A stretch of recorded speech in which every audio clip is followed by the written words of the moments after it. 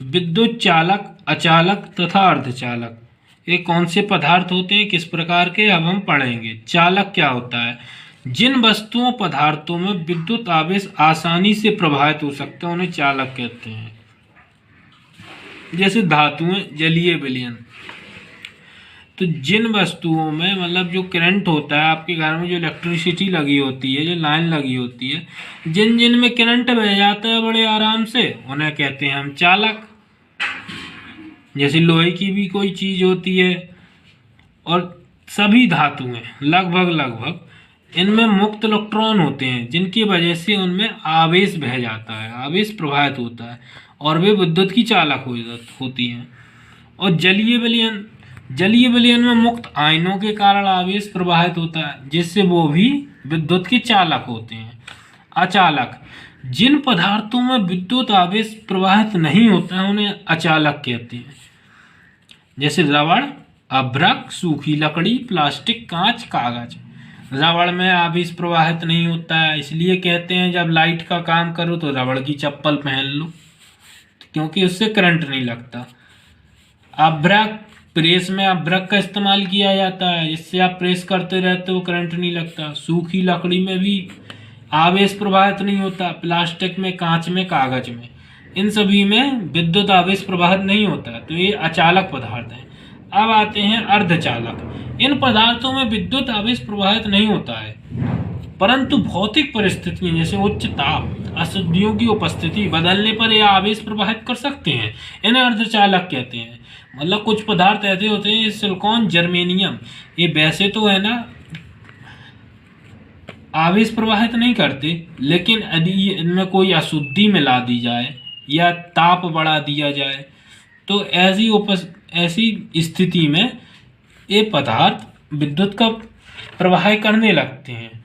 तो कभी करते हैं, कभी नहीं करते हैं, तो ऐसे पदार्थों को कहते हैं अर्धचालक पदार्थ। अब आता है विद्युत विभवांतर। एकांक आवेश को किसी चालक या विद्युत परिपथ में एक बिंदु से दूसरे बिंदु तक ले जाने में किया गया कार्य विद्युत विभवांतर कहलाता है। तो कार्य जो कि एक ऊर्जा का रूप होता है, तो विद्युत विभवांतर भी बराबर हो जाएगा कार्य W/Q। अगर हम आवेश को 1 कूलॉम कर दें तो B बराबर W। तो एकांक आवेश को किसी चालक के एक सिरे से दूसरे सिरे तक ले जाने में किया गया कार्य विद्युत विभवांतर कहलाता है। इसका मात्रक जूल प्रति सेकंड, कार्य का मात्रक जूल और जूल प्रति कूलॉम होगा, यहाँ पे जूल प्रति कूलॉम, आवेश का मात्रक कूलॉम, जूल प्रति कूलॉम या वोल्ट होता है। अब आता है ओम का नियम। यदि किसी चालक की भौतिक अवस्था में कोई परिवर्तन न करें, ये बहुत इंपॉर्टेंट होता है, अधिकतर परीक्षाओं में पूछ देते हैं। ओम का नियम, यदि किसी चालक की भौतिक अवस्था में कोई परिवर्तन न करें तो चालक के सिरों के बीच लगने वाला विभवांतर, चालक के सिरों के बीच लगने वाला विभवांतर भी उसमें बहने वाली धारा के समानुपाती होता है, इसे ओम का नियम कहते हैं।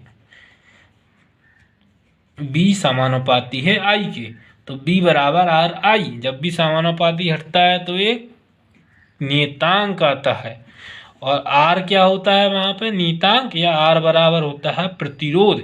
यहाँ से निकलती हमारी प्रतिरोध की परिभाषा। तो ये ग्राफ देखिए, ये है धारा Y अक्ष में, X अक्ष में विभवांतर। तो जितना आप विभवांतर बढ़ता है उतनी ही धारा बढ़ती है, यानी विभवांतर धारा के समानुपाती है। और ये जो स्लोप बना है, ये जो ढाल बना है, इसकी प्रवणता R बराबर B/I, ये कहलाता है हमारा प्रतिरोध। सरल है ना।